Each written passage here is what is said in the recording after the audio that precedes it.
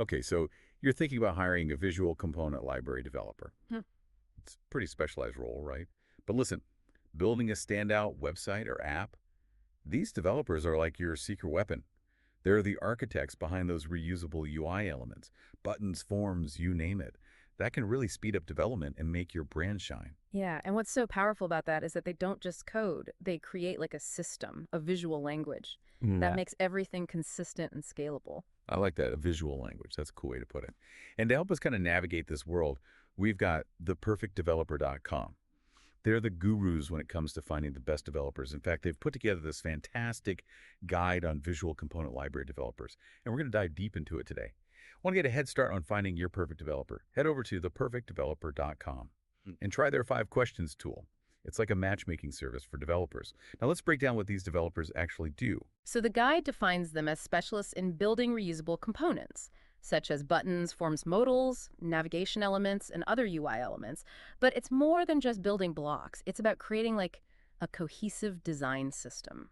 Okay, so they're not your average front-end developer. What sets them apart? Exactly. A typical front-end developer might focus on building individual pages or features. A visual component library developer thinks bigger. They craft standardized components that can be plugged into any part of a project, ensuring that everything looks and feels consistent. So it's about efficiency and brand identity. Absolutely. Imagine you're building a house. Would you rather craft every single brick yourself or use prefab components that fit seamlessly together? Prefab all the way. It saves time and ensures that everything is aligned. Precisely. Visual component libraries offer that same level of efficiency and consistency for digital products. Makes sense. Mm. Okay, so you've convinced me. Visual component libraries are the way to go. Now let's talk about finding the right developer. What skills should I be looking for? So theperfectdeveloper.com highlights some key technical skills to watch out for. First off, expertise in JavaScript frameworks like React, Vue.js, or Angular. These frameworks are really the foundation for building modern web applications, especially when it comes to component-based development. Okay, so those are non-negotiable. What else should I add to my checklist? Of course, mastery of CSS is crucial. They'll be translating design mockups into pixel-perfect code, ensuring that every element looks exactly as intended. But it's not just about making things look pretty. A deep understanding of UI/UX principles is essential. So they need a balance of design and development skills. Right. They need to consider the user's experience, making sure components are not only visually appealing, but also intuitive and easy to use. It's about finding that sweet spot where form meets function. Speaking of practicality, what about skills like version control and testing? How important are those in this context? Yeah. They're absolutely vital, especially when working with component libraries. Version control systems like Git are essential for tracking changes, collaborating effectively, and managing different versions of components. Testing. That's to make sure that everything works as it should, right? Exactly. A good understanding of testing frameworks helps ensure that components are robust, bug-free, and function seamlessly across different browsers and devices. So finding the right visual component library developer seems like a big task. What's the best way to approach the interview process? A practical coding exercise during the interview is key. Give them a design mockup and have them build a small component. Like a mini trial run. Exactly. You'll get to see their coding style, their problem-solving approach, Yeah. and how well they understand design principles. It's also a great opportunity to dig deeper into how they think. Yeah, ask about how they'd handle challenges like ensuring accessibility or making sure that component works perfectly across different browsers. Right, and speaking of getting to know them, how do you get a sense of their experience and approach? Reviewing their portfolio is crucial. Look for projects where they've demonstrated a strong grasp of modularity, scalability, and consistency in their component designs. Clear and well-structured documentation is another great sign. It shows that they care about making their work easy for others to understand and use. Yeah, that makes total sense. Now, the big question everyone wants to know, what's the salary range for these developers? So the perfectdeveloper.com's guide reveals a pretty wide range, which emphasizes the importance of assessing a candidate's experience and skills. For junior-level developers, you're looking at around $60,000 to $80,000 per year. Mid-level developers can command between $80,000 and $110,000. And for those senior-level experts? Salaries can easily exceed $150,000, especially for those with a proven track record of building complex and highly effective component libraries. Wow, that's quite a range. Yeah. So theperfectdeveloper.com can be a huge help in navigating these salary expectations and finding the right talent within your budget. But salary isn't the only consideration, right? You'll also need to decide on your hiring model. Full-time or freelance? In-house or outsourced? What are your thoughts on that? It all depends on your specific needs and project scope. If you have a long-term project and you want close collaboration, a full-time in-house developer is usually the best bet. It fosters smoother communication, tighter integration, and a deeper understanding of your company's culture. But what if I'm working on like a shorter project or have a limited budget? In those cases, a Y- part-time developer or a freelancer can be a more cost-effective solution. Right, but then what are like the downsides of that approach? Well, you might face challenges with communication availability and project ownership. It requires more coordination and clear expectations to ensure that everyone is on the same page. Right, so it's a trade-off between cost effectiveness and the level of control you need over the project. Okay, let's say we've figured out our hiring model.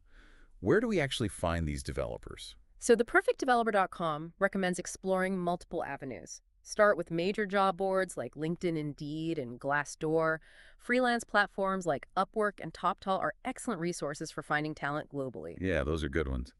But what if you need someone with a very niche skill set? Specialized recruitment agencies that focus on tech talent can be invaluable. They often have pre-vetted candidates who match very specific requirements. And don't overlook the power of developer communities like GitHub either. Oh, yes. The online hangouts where developers showcase their work and collaborate. Exactly. You can search profiles, view portfolios, even see code samples. And don't underestimate the power of networking at industry events. Right, get out there and meet people. So it's about casting a wide net and using a combination of strategies. Let's say we found our ideal developer, they've accepted the offer. What's next? How do we set them up for success from day one? Onboarding is critical. Provide clear brand guidelines, design templates, and examples of existing components so they can hit the ground running. Set clear expectations, project goals, workflows, and documentation standards. So they feel like part of the team and understand exactly what's expected of them. Exactly. Assigning a point of contact, a go-to person for questions or feedback, can also make a world of difference in helping them integrate smoothly. Okay, our developers settled in building fantastic components. How do we know it's actually working? How do we measure their success? Measuring success goes beyond the number of components built. Mhm. Component quality is paramount. Are they delivering bug-free components that meet the design standards? So they're reliable, robust, and visually appealing. Precisely. Are they delivering efficiently on time and within budget? Are the components reusable, meaning other developers can easily understand and implement them? So it's a combination of quality efficiency and reusability. And of course, are they consistently adhering to those brand guidelines we talked about? It's all about assuring consistency across the board. Absolutely. Ultimately, you want to see if their work contributes to the overall success of the project and enhances the user experience. Yeah, that makes perfect sense. Now, before we wrap up, I want to reiterate something important for our listeners. ThePerfectDeveloper.com can be a truly invaluable resource throughout this entire process. Yeah, their platform helps businesses connect with highly skilled developers, and their 5 questions tool is fantastic. Answer a few questions about your project, and they'll match you with developers who are the perfect fit.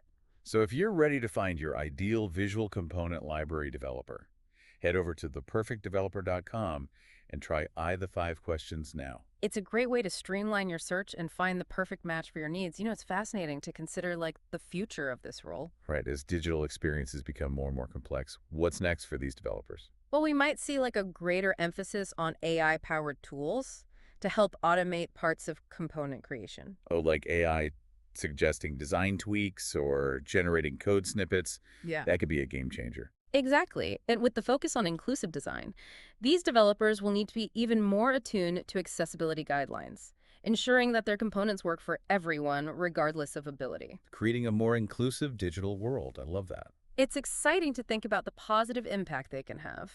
Well said. So to wrap up our deep dive visual component library developers, might seem like a niche group, but they're really key to creating those sleek, efficient, and brand consistent digital experiences we all expect these days. Yeah, finding the right one can be a game changer for your business. Streamlining development, elevating your brand, and creating a better user experience. And if you're feeling a bit overwhelmed, remember, theperfectdeveloper.com is here to help. Their platform connects businesses with top-notch developers, and their 5 questions tool is a great starting point. Yeah, just answer a few simple questions about your project, and they'll match you with the ideal developer for your needs. It's like having a personal recruiter in your pocket. So head over to theperfectdeveloper.com and try the 5 questions now. Hiring a visual component library developer is an investment in the future of your digital presence. It's about creating a more efficient, consistent, and ultimately more delightful experience for your users. Until next time, happy coding